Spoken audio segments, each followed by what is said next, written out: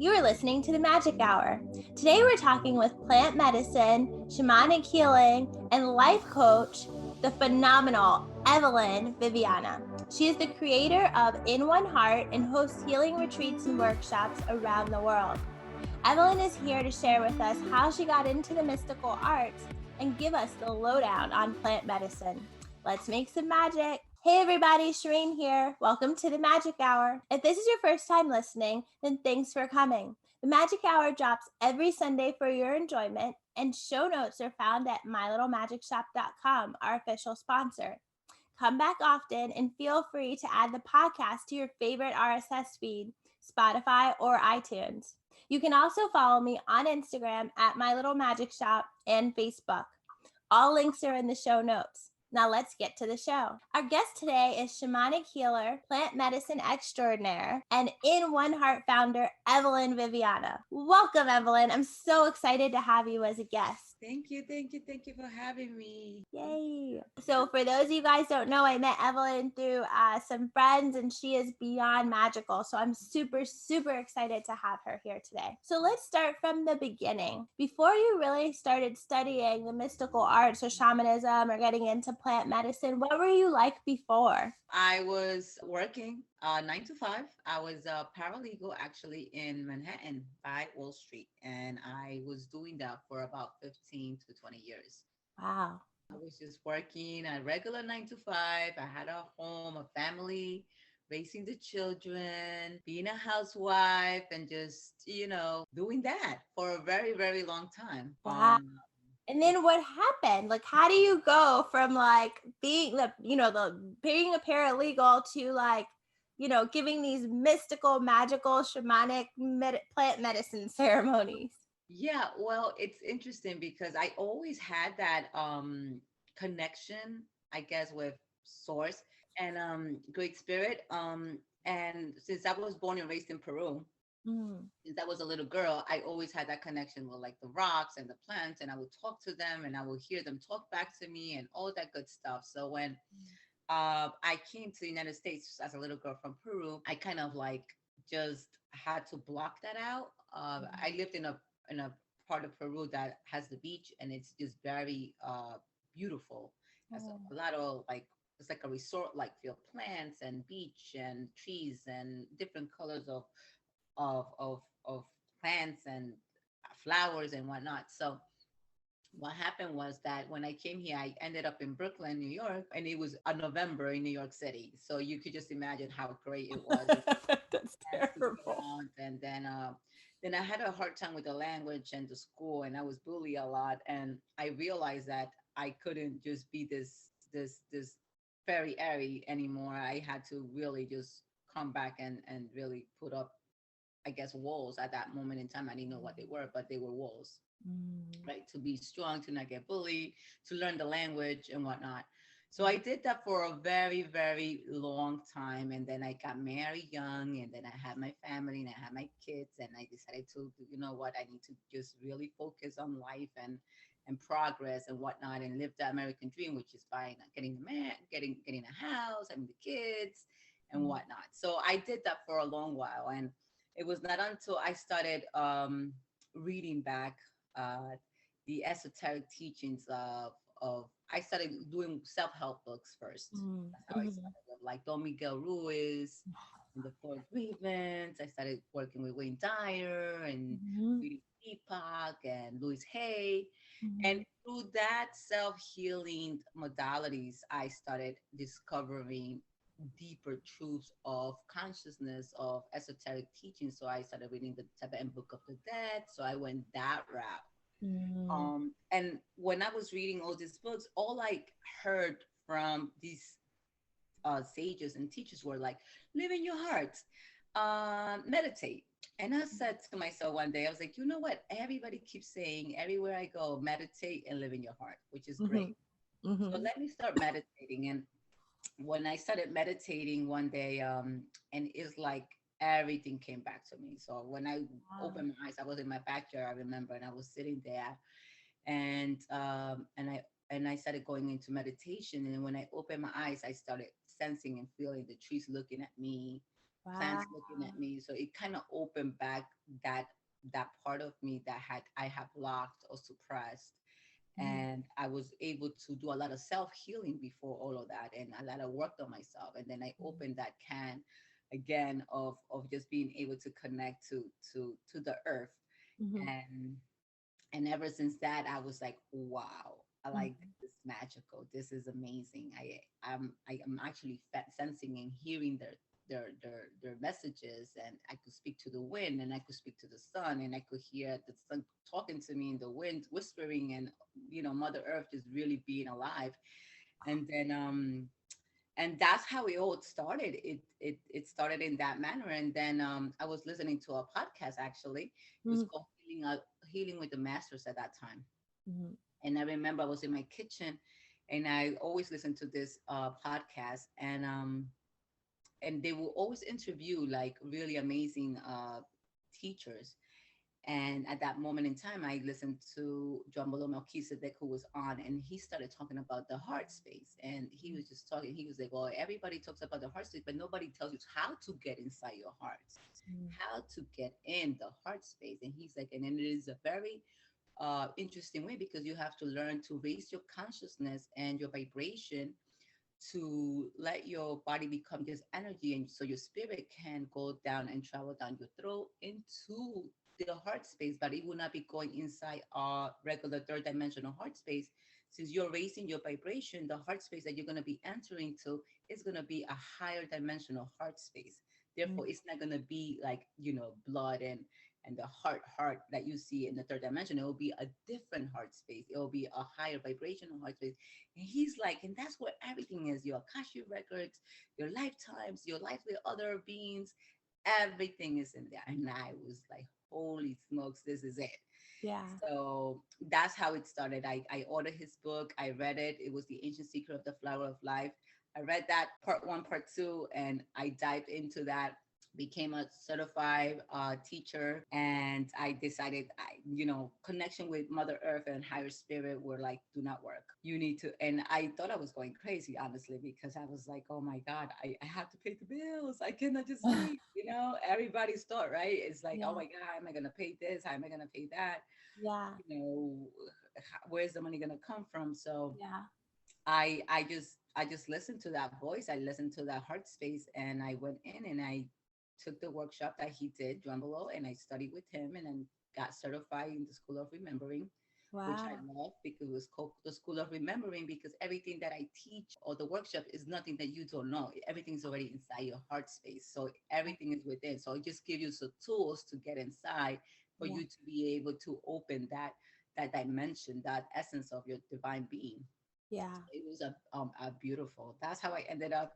And ever since then, I took the workshop. I became certified, started teaching. I have taught over 100 workshops already.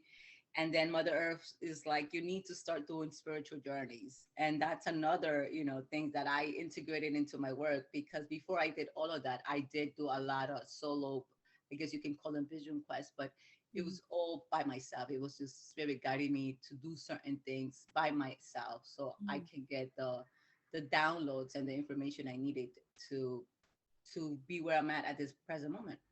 Okay. So Wow. it's been magical ever. And then I quit my job, of course. I quit my job. I actually ended up divorced after Wow. 20 years of marriage. I let go of that part of my self too. So that was probably one of the most difficult things I did. And yeah, it was like I had to practically destroy everything that I thought it was, or rebuild based on the mind, to just construct everything on transparency and based on my heart space. And sometimes, letting go of things that are not holding that space for you at that vibration anymore. It's some things that you have to let go of. So I did let go of a lot of things, a lot of friends. I Mm. mean, I didn't let them go. They just kind of like disappeared, Yeah. and then I just continue my path, and it's been beautiful. It's been, it's my highest call. It's my passion. I do it I love it. I love it. I love it. I love it. And it's beautiful work, and it's such a service to humanity. I mean, by seeing people's lives change over, within a couple of months of doing this work or doing these journeys, their life just has changed completely. Wow. And it's been very magical to see. Oh, I love that. I love that. And I love so much that you shared about this heart space. I hadn't heard of heart space spoken about like that, which I mean, I guess now it makes sense that your company's called In One Heart. So I love that so much. Like like at first it's like, oh, I wonder why she came up with that name. And it seems like this idea of the heart space really, had a profound impact on you, and it's definitely leading your work and guiding your work. So that's so, so beautiful. Yeah, I think I called it that because I figured that once people learn how to be in their heart space, if you're in your heart space and I'm in my heart space and we all are in one heart, we're Mhm. just all really just one being, one consciousness. Yeah. So I believe that, if we're going through the ascension process or we're going into higher realms at this moment in time, I think that being in the heart space is one of the best things that we can do, because if we're manifesting from the heart space, where there's only love and oneness and peace and this unified feel, Mhm. versus the mind where this duality and polarity based, right? And letting go Mhm. of this mind and coming back here, then our world will change if we all just manifest from this space. Yeah. So that's the goal, right? To help people let go of so much of the fears, of the negative thoughts, of their doubts, and then learning to come and letting their spirit travel down inside into their heart space where they can manifest from this space versus this space. Yeah. Yeah. I mean, because you probably can't even manifest from this space so well, right? Yeah, I mean, you will manifest this space and this space, but also like the way you manifest from this space, you can also manifest the negative thoughts and the fears, so it's a Yeah. duality consciousness from here versus from here. From this space is a different consciousness. So that's why the teachings of the awakened illuminated heart was so important, because Jamalo did say that there was a kind of, this was like 7 years ago when I took and became a teacher. He said there's going to come a time on earth that you're going to be manifesting as you speak. You're going to be manifesting so rapidly, and this time is so important for people to live in their heart space, because they are going to be manifesting from, if they're going to be here, they're going to be manifesting the negative as well from this space. So it's so important to take this work out to the world, because there's going to come a time on earth that people are going to be manifest. They're going to think of Apple, and an Apple is going to drop. They're going to think of this, and things are going to be done. So it's not good for humanity to be in this space. It's better for them to be in this space. So that's when this work came in. Doesn't And that time feel like it's now? Like this year is insane. insane. It's insane. And people are manifesting rapidly. I mean, I speak to people and they're like, "Oh my God, it's taking a week. Hmm.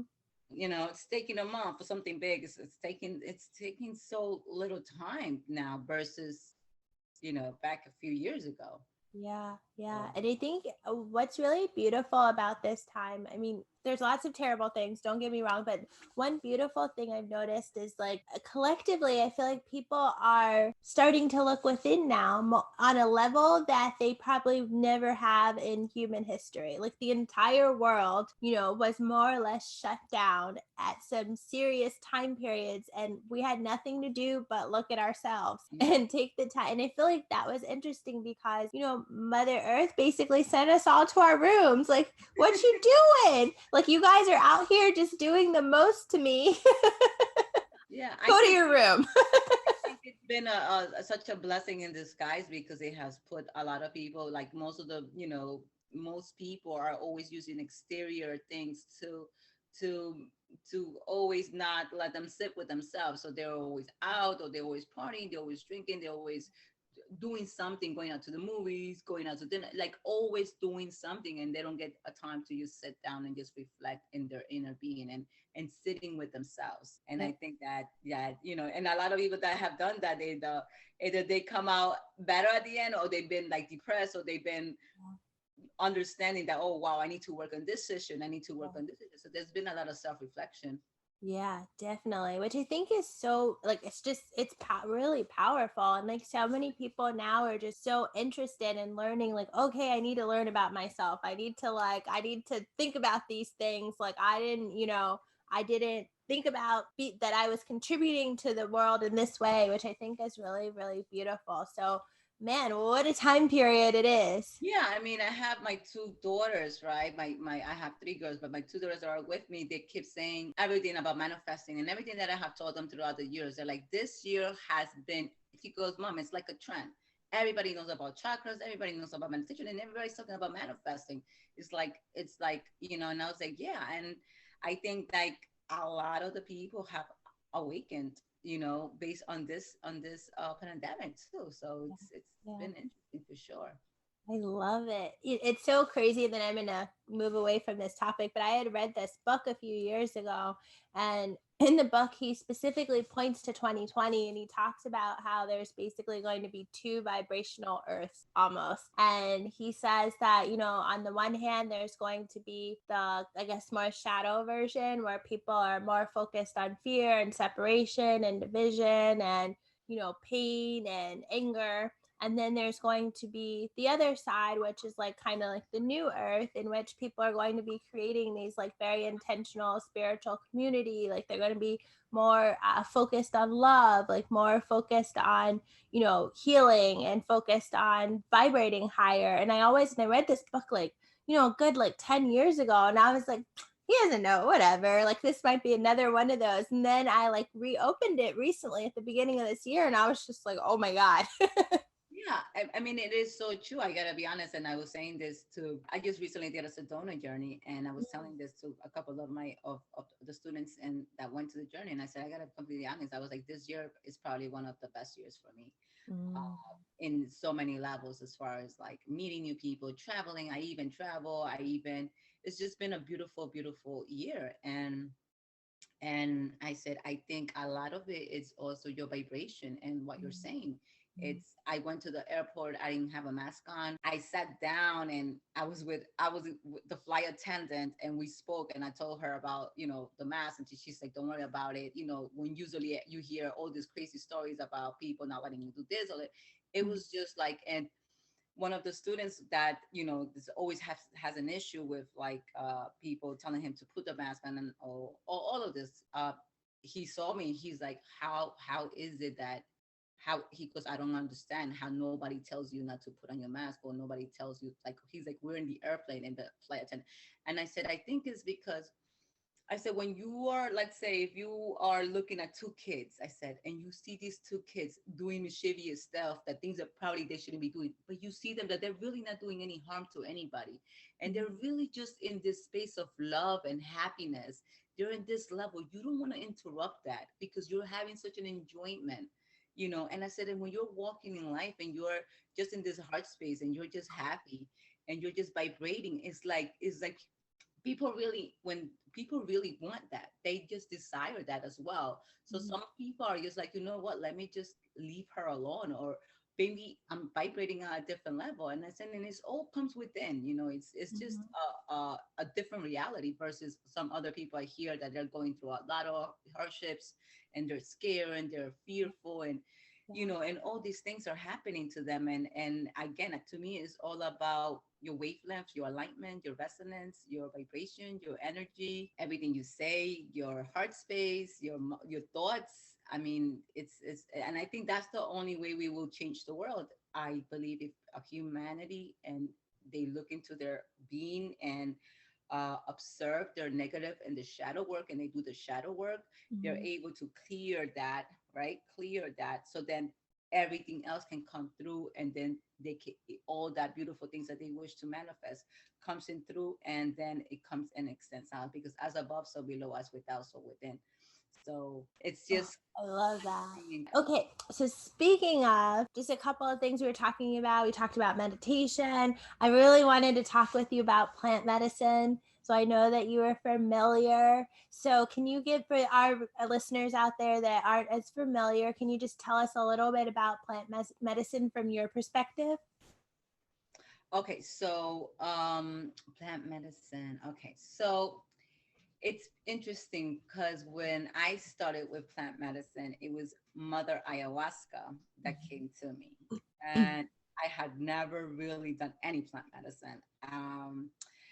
I never had done mushrooms. I never had done shrooms or DMT or Alice. None of it. It was Mhm. just like Mother Ayahuasca came, and people were laughing when I told them this because they're like, "You mean you never did anything else?" And I was like, "No, I just went straight to source. I just like, listen, let's skip all of this. Let's just get to the point, you know? Mhm. Because I have always worked like that. I like taking quantum leaps. Mhm. I like okay, pa, I got this. I get it. Let's go to the next level. Okay, this is cool. Okay, let's go to the next level. So for me, it was like I don't want to do baby steps. I want to take quantum leaps. And if Mother Ayahuasca is the mother of all plants, Mhm. I just want to go. So I ended up going to the jungle to Peru Mhm. Oh for wow. about 15 days alone. Wow. Wait. You went all alone for 15 days to the jungle. Did your family like freak out? Yes, they did. And usually when you go to this jungle expeditions, you usually have groups or whatever. I didn't have anyone, and there was nobody at the I had like a little teepee bar, a tiki hut, and and the two shamans, and they're like from Cuero. They're the Shipibos, the ayahuasqueros from Peru. They're like the native shamans that have done this for since the beginning of times in Peru. They're very well known. So Mhm.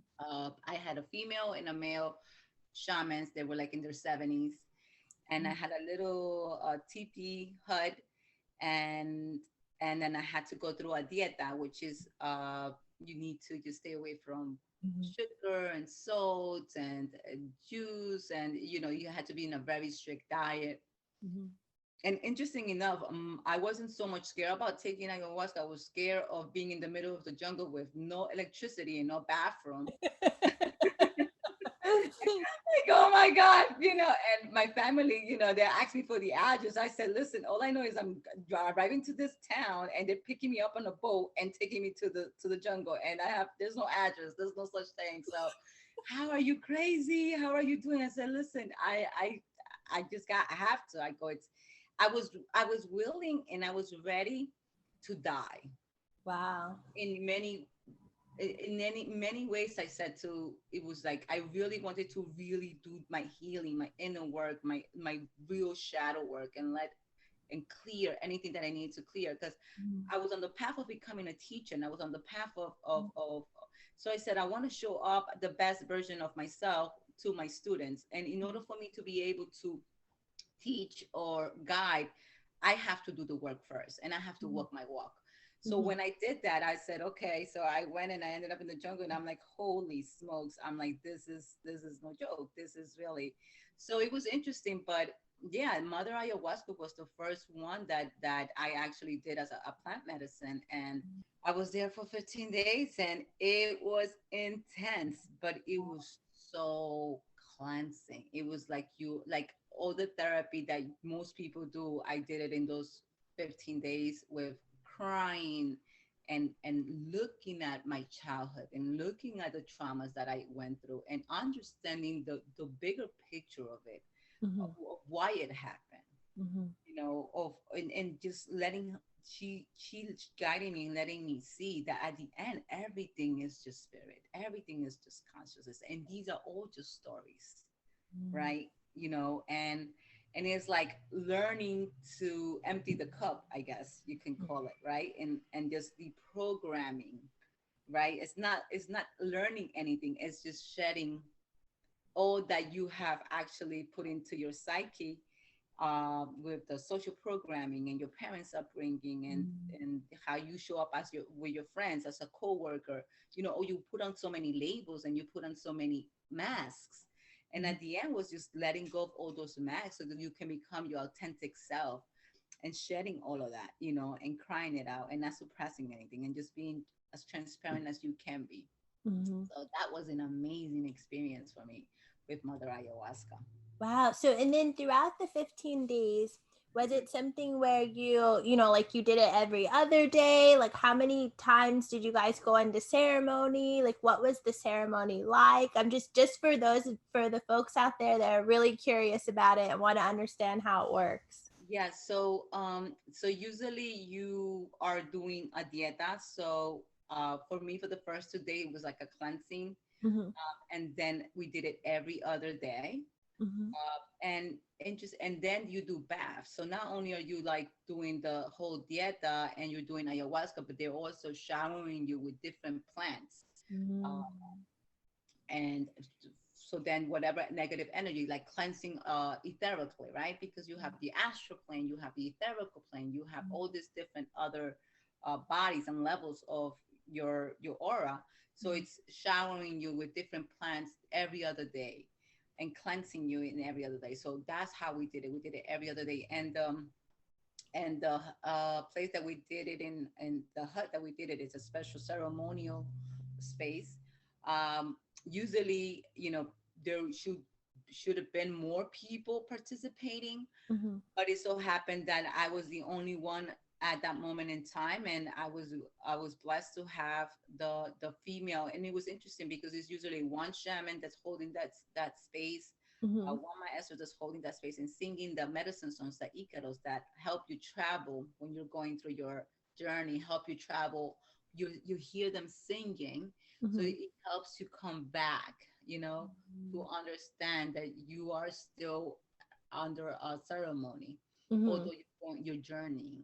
Mm-hmm. Um, so I was very blessed to have these two shamans, a male and a female, which I felt, now that I look back at it, it's interesting, is that those two energies, the divine feminine and the divine masculine energy, and having him sing one portion and having her sing another portion, and then they both bringing me back to me, bringing it as a like wholeness, right? Mm-hmm. Putting it all in a circle for me. So it was just very beautiful. I cried a lot. I shed a lot. I wrote a lot. I read a lot. And just being alone with myself was super. And I realized that as a teacher, or as a person of service, you need to do those things. Uh, at least once every 6 months, you need to just go out and be on your own for at least a couple of days, so you can go back into your being and do some self-reflection. Mm-hmm. So ayahuasca was amazing. Yeah. So we did it every other day. Oh, that's beautiful. And do you feel like when you did this, is this kind of like how you decided or had an awakening moment or a moment knowing like, okay, like this is what I definitely want to do. I want to bring this part into my practice. Is that Yeah. about okay? Absolutely. So when I was done with my quest of being in the jungle, and when I'm coming back, it's like immediately going into meditation. Learning to go into the heart space was amazing for me, because I could just go into my heart space and enter that heart space. And within that heart space, there is a tiny space. That's when there's a connection with like source completely. So there are two spaces in your heart space. They call it the sacred space, and then there's a tiny space. In medicine, science says that when they're doing a heart surgery, there is a special place within your heart that if they even touch it, you will die instantaneously. Now, we, the teachers, know that this can be the tiny space that we go into in spirit when we go in there. And in there, you connected more in depth with your higher self, with spirit.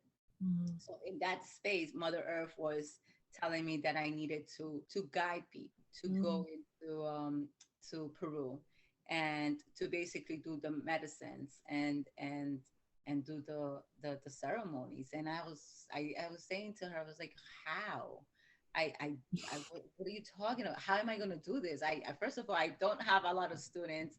Second of all, I had not been in Peru for so many years, and myself was learning how to navigate the country. And I Mm-hmm. ended up going to Lake Titicaca as well, which is one of the chakras of Mother Earth.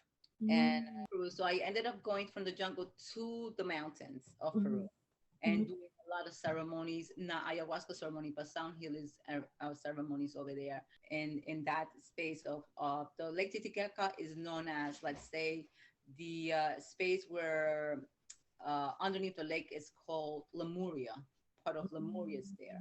The sun disk came out of this, Mm. the skulls came out of. What's a sun disk? A sun disk is basically this disk that they gave to two gods that showed up in Peru, which one of them was Viracocha and his wife. And Mhm. these gods were, when you actually do your research and do your history, it was Thoth that left Egypt. Oh, got it, got it, got it. Okay, got Okay, it. so then this sun disk was given, and this sun disk was a portal. Mhm. It was a portal of the gods that Mhm. higher dimensional beings can come in through this sun disk. And not only would this was a portal, but also it gives you upgrades of DNA and gives you knowledge and wisdom. And this sun disk actually belongs to one of the pyramids of Giza. So it's just a whole, esoteric wisdoms of Lemuria and Atlantis and Mhm. mixed together. So I was there as well. So I was doing my sound healing and just connecting to the land. And I said, I really don't know how I am gonna put together groups to come to Peru and just do Machu Picchu and do Lake Titicaca and do plant medicine ceremonies and blah blah blah. Mhm. And shortly enough, when I came back from Peru, my mom had told me that she was going to Peru and she was going to meet with some man that she had heard of, that he was like a shaman, a maestro over there that knew not only the spiritual side, but also knew all the sacred. So I Mhm. asked her, I said, really? She says, yeah. She says, I have a good feeling about him. My mom also is very intuitive. So I was like, okay. Okay. Mhm. And she connected me to him, and that was more than 7 years ago. And me and him started doing journeys together because he knew more of the sacred sites in Mhm. Peru more in depth. Mhm. And I was just bringing the shamanic and my meditations and my teachings of the esoteric. And so it was just, he was been my soul brother, and we actually we realized that we had done this in other times together. So with him we traveled together, and we're still doing it. I mean, it's been amazing. But I just put it out there to the universe. I said, I opened up an Instagram, I opened up a Facebook, and I said, listen, I'm doing retreats. I'm doing what I've done to help me advance in my journey. And Mhm. I'm going to just give it to you in a silver platter. And if it works, great. If it doesn't, great as well. There's 1,000 ways to get to the top of the mountains. There's just not one way, Yeah. right? And people started coming, and it was just word of mouth. It was like word of mouth, and it's been a beautiful journey. So one of my manifestations when I was in my heart space was to assist humanity in healing, Mhm. but also I want to have fun and travel the Yeah. world. So Yeah. I'm getting to do that. I get to travel and I get to have fun and go on adventures to Oh, different. I love that. That's so beautiful. So tell me a little bit more about these retreats that you do. So like do they always have ayahuasca? Do you sometimes use other plant medicines? Like do are there particular areas that you focus on just so, and if anyone's looking for a retreat, they'll have an idea of how you do it. Yeah, so a lot of the people that usually come to my retreats are people already that have done my Awakening Illuminated Heart workshop. So my Awakening Illuminated Heart workshop consists of entering the heart space, activating your Merkaba, activating the beams of light. So these beams of lights that you have around your head, the Mayans gave this to Drumbelow Melchizedek. They say that at the age of 13, these beams make you become more psychic and make you become more, it's like activating your pineal gland kind of. Mm-hmm. And they gave these teachings to Drumbelow. Mm-hmm. So, and then the Merkaba is your light body. Mm-hmm. The chariots of gods, they call it in the Bible. So it's your light body, your vehicle of ascension. So Mm-hmm. they gave these teachings to Drumbelow as well. So a lot of the people that have come to my retreats, they actually do come from my Awaken Illuminated Heart workshops, my students, that they love it. They love the workshop. They feel like, and it's a lot about healing and emotional trauma cleansing. A lot Mm-hmm. about like not letting your heart be closed, but letting it open up. So in order for your heart to be open up, you gotta do a lot of shadow work. So we do a lot of shadow work in this workshop. Mm-hmm. So a lot of the people from that workshop, they end up coming to the retreat. So what happens is that let's say if I'm doing retreats in, I'm doing Awaken Illuminated Heart in Florida and in Virginia and California and different parts of the states. Mhm. What happens is that when they come together to come to Peru, they Mhm. don't know each other, Yeah. but they all know how to get into the heart space, and Yeah. they all done the cleansing and the cleaning. So it's so beautiful because everybody is in that space of love, Mhm. of oneness, of awareness of the ego. You Mhm. right? So then you are having this retreat, but then everybody's already in this magical space. Your Mhm. vibration is in this magical space. So then the whole retreat is very magical. And sometimes, let's say if we do Peru, definitely doing ayahuasca. I only have done my ayahuasca over there in Peru, Mhm. and with the maestro that I work with over there, I found a beautiful place to hold these special ceremonies, and this is just magical. This space over there, and I'm guessing it has a toilet. this one, it's so interesting because it's not in the jungle. It's actually in the mountains in the Andes of Peru. Mhm. Because I was telling when I was doing this in the jungle of Peru, I said, not everybody's ready for this. Not everybody, really, like we are so spoiled, right? So I Yeah. said, not everybody's ready to not have light. Not Yeah. everybody's ready to walk outside in the middle of the jungle, right, to go to the bathroom. Yeah. Yeah.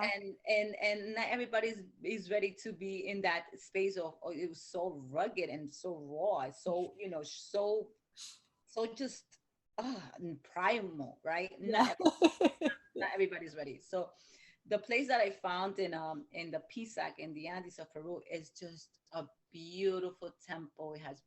It's just a beautiful temple with the flower of life, and there's just this beautiful vibe, and it has 5 bathrooms right there in case you need it. And the music that's played in completely total darkness is like a 12-person band, and just Wow. guide in complete total darkness and in giving you, and the way they, so I had such a beautiful experience in that place because I did it first, of course, Mhm. and they held, like, they take care of you if you're going through something. They're Yeah. there to hold that beautiful space with you. Versus the jungle, it's like the shaman is gonna sing, but they're not holding your hand. They're not, they're not. They're saying you go through it, and you need to go through it, and it's very primal. Yeah. This Yeah. space is more like, we got you. We're Yeah. holding this space for you. We love you. We're here for you. We're gonna take care of you. So I that's where we do our ayahuasca ceremonies. Oh. And then the people that want to go deeper and just want to go deep, deep, deep, deep, then we'll do the jungle. But that's not for everybody.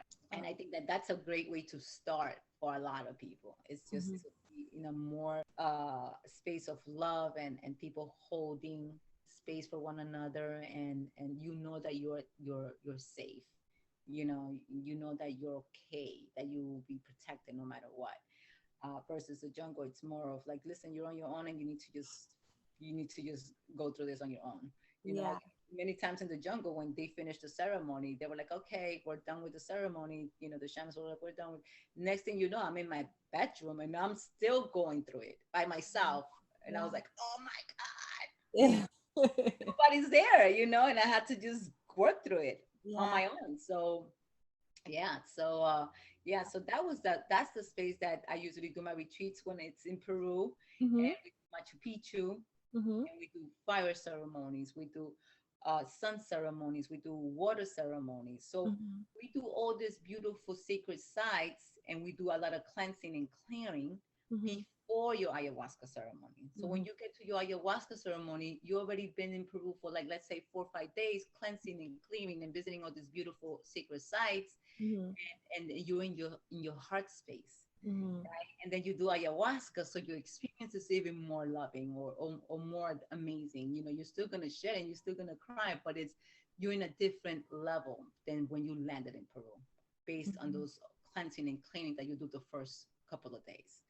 Oh, I right? love So that. that's how we do Peru. And then when I also did Sedona, and I did Sedona in the beginning of my journeys when by myself as well. And I did a lot of hiking and trekking in Sedona, and got a lot of downloads and a lot of it's actually where my Kundalini activated was in Sedona. Mm-hmm. So I do trips there, but I don't do ayahuasca ceremonies. The energy of Sedona, it's so intense. Mm-hmm. Those red rocks are so intense that they can either hug you or spit you out. You Mm-hmm. know, it's either it's not for everybody. A lot of people love it. I personally love it, but I do a temazcal there, which is a sweat lodge by indigenous native Sedona native who's actually world renowned now. That he's become very very famous in YouTube, and people have interviewed him. Mm-hmm. He was my dear friend a couple of years ago when I went by myself, and he did a sweat lodge for me, and I loved it. So the sweat lodge, it's also like a plant medicine, Mm-hmm. but it's not, it's just you and mine, and you sweating, and you're actually, doing prayers and chanting and drumming, Mm-hmm. and letting go and giving everything that doesn't serve you anymore and burn it and giving to the grandfather fire, letting that all that no longer serves you, give it to the fire. And that's another sort of cleansing and clearing in a mystical way, without journeying. And I seen people, it's like everybody comes out of there, they're like, this is like an ayahuasca journey, this is just like a plant medicine journey. And I said, I know, but it's just you and being connected to the spirit of the fire, and just mind over matter, because you're there and you're sitting there and you're sweating and you're like, oh my god, I can't breathe. So you start realizing how your thoughts, you become observant of your thoughts, because it's getting harder and harder and harder and harder. And you're like, holy smokes, am I gonna make it? Am I not gonna make it? And then Mm-hmm. at the end, it's like you shut down the brain and you're just in this lotus position and you're just in meditation. And then anything that you feel, anything that's heartbreaking, anything that is they just it's just showing up, and you give it to the spirit of the fire. Wow, So that's that's beautiful. I'd never heard them described that way before. What that's Oh yeah, yeah. The sweat lodges that we do, it's always directed to the north, south, west, and east, and there's prayers, mm-hmm. for each, and then earth, or the Father Sky, and then Mother Earth, and then there's prayers, and then you want to set your intentions, and you want to set prayers. So there's a round, and in each round, you have your prayers, you have your intentions, or what is it that you want to let go, who do you want to bless, what is it that you want for humanity, and it's just a beautiful beautiful experience. I love that. Wow. And then what about mushrooms or any other type of plant So medicine? it's so interesting because now that that's how I ended up holding ceremonies. So a lot of people have asked me when would I be holding ayahuasca ceremonies, and for me, ayahuasca ceremonies for me is it's really intense, ayahuasca, Mm-hmm. and I feel like I need more. I want to spend more time in the jungle, at least 2 or 3 months before I Mm. come out and hold that space. Even though I've done ayahuasca, I don't remember how many times, and I'm always holding that space when I take my groups and assisting with mushrooms. Mushroom was completely totally different because I decided to do mushroom one day. Again, I feel that every plant medicine in the world, every plant medicine, let it be mushrooms or cannabis or ayahuasca or chamomile, anything, it's just sacred. And I Mm-hmm. always seen these plants as sacred, Mm-hmm. because they're always assisting you in one way, either to alleviate you in any diseases or illnesses, or giving you more in depth awareness in your emotional traumas or mental programming. So I always uh, saw them as just very sacred. Mm-hmm. So I remember I was with my boyfriend who I am now, and he says, "Have you ever done mushrooms?" And I said, "No, I never done them." And he says, "Well, listen." He goes, would you like to try them?" I said, "You know what? Okay, I'll do." So he says to me, okay, he goes, so we're gonna do this and we're gonna do that. We're gonna you're gonna take this much and I'm gonna take this much, and I was like, okay, I have no idea how to do this. I Mm-hmm. think one thing I do know is that it has to be done sacredly and it has to be done ceremonial. So before we Yeah. do anything, I need to put it in my altar, and Mm-hmm. I need to think to them, and I need to send my intention to Mm-hmm. what we're doing. and I need to have my music ready because I know with ayahuasca. So I treated it like if it was a ceremony with ayahuasca, and that's how I treated the mushrooms at that first time that I took them. And I have to have my intention. And then at that moment in time, this was like 5 years ago. At that moment in time, I wanted to set the intention of helping the divine feminine. Mm. And I remember setting that intention. I said, I want to know more about the divine feminine. Tell me how I can navigate through that. How can I assist my sisters? I said, because we have been so divided for so long. It's like it's just not healthy. And I know that deep down in the core of everything, that's not who we are. Mm-hmm. So I want you to show me. Mm-hmm. And it was the most amazing experience when I Wow. took the mushrooms. When it instantaneously transported me into the beginning of Earth. Earth Wow. was not even touched. It was just, and the spirit of cannabis came forward and bowed down and said, "It is an honor to be within you." All the plants, like ayahuasca, mushroom, they were just, "It's an honor to be within you. It's an honor to be." And I'm like, "Oh my God, it's an honor that you guys are here, even showing up. Who the hell am I?" It was just so beautiful. And as I continue walking, I saw this little hut, and something told me, you need to go inside this little hut. And when I walked in, there were 5 women, and in the middle of this, and they were in a circle. In the middle of the circle, they were like moving like a big pot. Wow. That you wanted to know the beginning of the divine feminine, come look. And they were, you're gonna, I never told this out, I never told this, but this is what they said to me. Mm-hmm. They were showing me how they were mixing the chromosomes of the XY and to create men, Mm. planet of only women. So Mm-hmm. I said, That they did would not never surprise believe me. this. I said, they would never believe this. They said, we give birth through intention only. We get pregnant, and we only have girls. Mm-hmm. And we want to create the first man. This is why a man is always first a woman in a fetus. Mm-hmm. And they were just giving me downloads after down, and I'm like, holy! I was like, they will never believe this. And I remember, like, and then my boyfriend, I'm going through this journey. I hear everything talk to me, like my hair is talking to me, and I'm just going through deep while, and I'm getting all this information.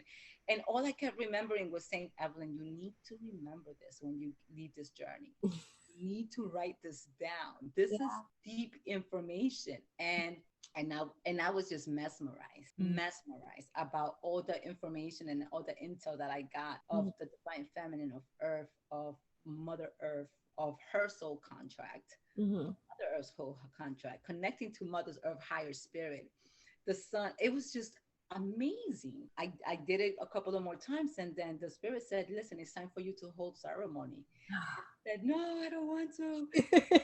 No, yes, you have to. And I was like, no, I don't think I'm ready.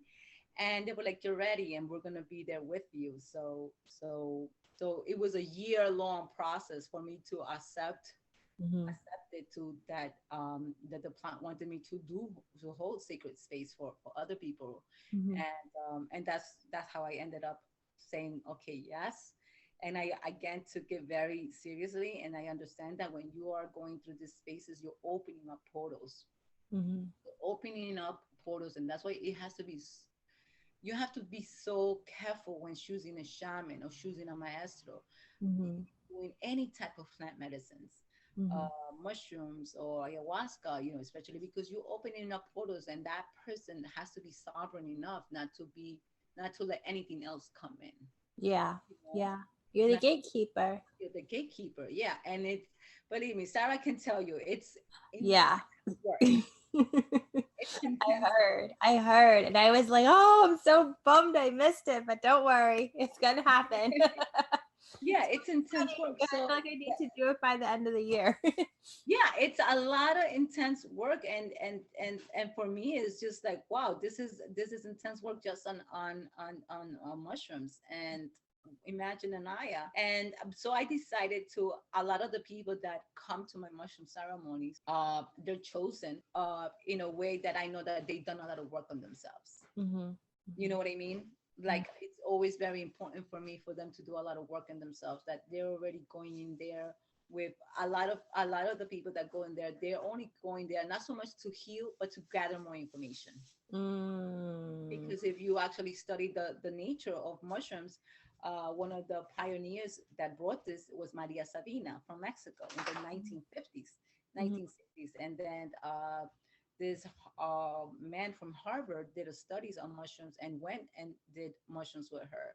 So Mhm. she grew up.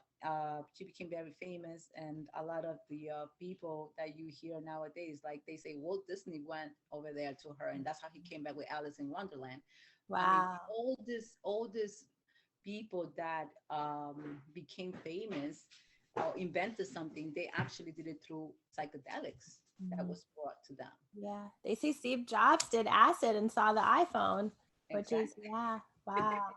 Yeah. So if you actually do a lot of your research, these plant medicines not only are there to heal you, but they also are there to bring inventions. To, if you target something, if you want something specifically, they'll find a way to share this with you. So the more use it as sacred, Mhm. more it will give to you. So I'm very big on that. I'm very big on that. So that's how I started my mushroom ceremonies. And believe me, I done a lot that I can say, it's beautiful, but for me personally, holding the space is very important, and being sovereign, like I said, being sovereign and being in the heart space is huge, Yeah. because again, your vibration, your energy field, it's Mhm. protecting the space, Mhm. right? So that's super important as well. I love that. Wow. This is so awesome, Evelyn. Thank you so much for sharing your insights and magic with us today. So, before we go, here at the Magic Hour, we always ask a few feed your soul questions. So, three actually. And I just love to hear more about like how beautiful healers like you make sure that you're taking care of yourself spiritually and emotionally. And I think learning about your practices always is super helpful. So, the first question is, are there any consistent activities or rituals that you do to maintain a sense of inner peace? Yes. I would say meditation. Mhm. I don't sit down and meditate per se, but I think Mhm. life is a meditation, right? Mhm. So being present in the moment, it's important for me. Mhm. Also, I love taking care of my altar. So Mhm. like every day I will put a light on my altar, and having that. Altars change when you are in this spiritual path. A lot of us have altars, and some altars have your ancestors, others has your teachers or whatnot. And my altar has been this big to this big to now is like this big, and you have your crystals and certain things. So for me personally, Mhm. I used to, on my path, on my spiritual path, 7 years ago, I will have crystals. I will have I will have sage. I will have Palo Santo, which I still do. Which I still Mhm. do. So one of the biggest things that I do is I light up my altar every day, Mhm. and I sage. Mhm. I Palo Santo. Mhm. I use incense. Also putting on, for me, some people use mantras. I use Icaros. So having that routine, believe it or not, it's just second nature to me at this point. Mhm. But if you actually start looking at it, not everybody is putting medicine songs and mantras and saging or using Palo Santo or incense every other day or every Mhm. day and lighting up an altar, right? So Mhm. fire for me is very important in keeping in Mhm. that little flame of fire. I think it cleanses the energy. Yeah, that's one of the biggest things that I would say. It's having an altar and maintaining it and understand, because your altar, let's say for your altar, for me, is like, let's say when you walk into your house, Mhm.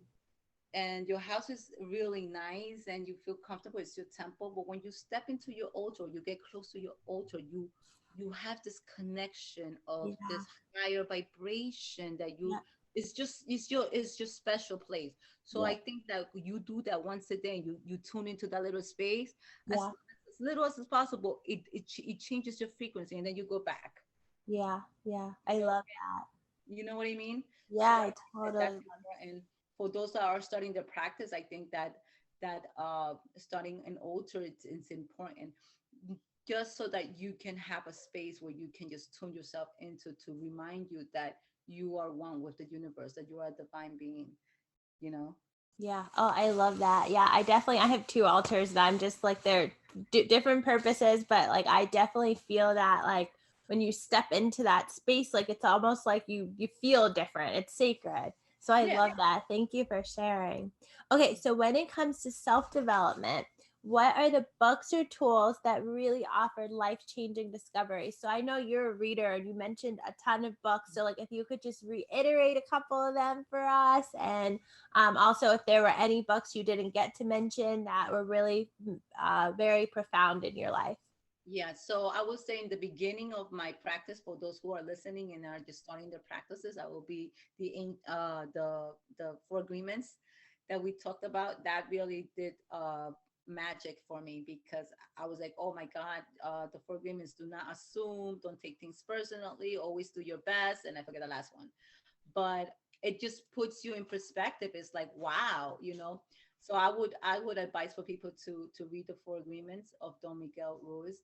Another book that I loved was Byron Katie works. I don't know if you ever heard of her. Um, she does this. It's called I forget, Heal, but it was just so many years ago. But I know you could look her up. Her name is Mhm, Byron Katie, and mhm, she does this thing about work. And again, it's about shadow work, mhm, because a lot of it is shadow work that we have to do for us to mhm, be able to move forward. And when we don't do the shadow work, it limits us to continue moving up forward. Another book, Byron Katie. Another book I would say that changed me completely, and this was when I was doing shadow work and all that stuff. Wayne Dyer is also amazing. yeah. I love his work. And Louise Hay, Heal Your Body. Mhm, Understanding that everything is, or any physical illnesses that you have, first are an emotional trauma, right? Or a mental programming. So a lot of people don't know this, but if you're not working on your, or if you're not working on your emotional traumas or your mental programming, and these traumas and programmings don't serve you, this energy gets stuck into your body and mhm, becomes an illness. So mhm, healing that, it's super important. And Louise Hay has a book called Heal Your Body, which you will look up your disease, and then to tell you what emotional trauma caused that disease, and then the affirmation for it, and then going back into that moment in time to heal that is important. And this comes into soul retrievals or fragmented souls. So going back into that moment in time, in your meditations, to forgive and ask for forgiveness is super important. And also become aware of what caused that trauma and what's still lingering from that trauma on your everyday life. And ultimately, I guess what, after I done all of that stuff, and then I went back into the esoteric teachings, I would say the ancient secret of the flower of life mhm. was huge for me. Um, uh, Also, living in the heart was huge for me, because at the end I realized that everything was all about the heart space. And as many workshops as I've gone to, and so many teachers that I have listened to and read, it all comes back to being in the heart space. It all comes back into learning who you are and being true to you, to your inner voice, your gut feeling. Authenticity is key. So I mentioned all of those, and I mentioned the Tibetan Book of the Dead was also a. Then if you want to, it depends if you want to go esoteric or you want to do shadow work. I mean, there's so many books for difference. When you do going into holographic universe, or you want to do quantum. Oh, Uh, I need to get just a list of books from you. I'm gonna have you send me your list of books and I'll put it on the show notes.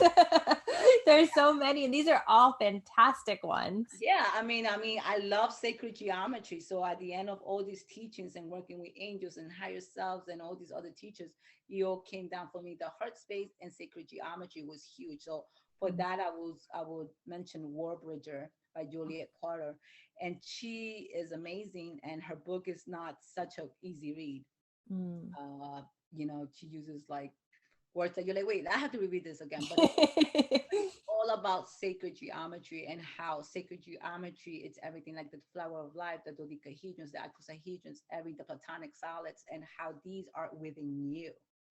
So when you're activating your DNA, looking at this sacred geometry does something in your inner being. I went to Glastonbury and I did a whole 10-day workshop on this, and it was amazing. Wow. Yeah. Wow. Oh, I love that. Okay, and then my final question is more of a fun one. Do you have any favorite movies that always revive your spirit? Of course, The Matrix. That's a good one. I'm like, even when I still see it, I'm like, I'm still hooked on this movie. Even when I wasn't even on the spiritual path, I love The Matrix. I love The Notebook.